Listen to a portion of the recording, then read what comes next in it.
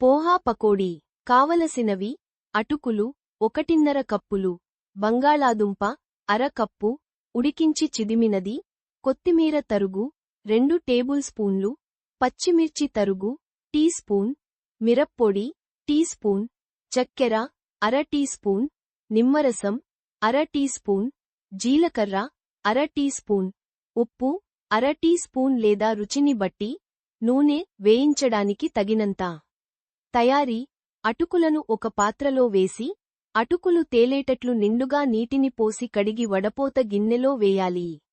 నీరంతా కారిపోయిన తర్వాత తీసి వెడల్పు పాత్రలో వేసుకోవాలి.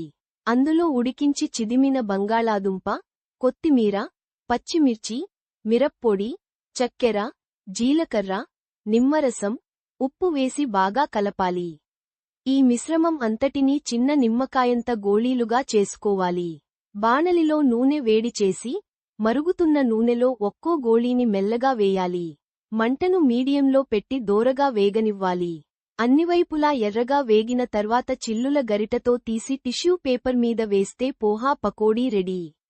వీటికి పుదీనా చట్నీ లేదా టొమాటో కెచప్ మంచి కాంబినేషన్.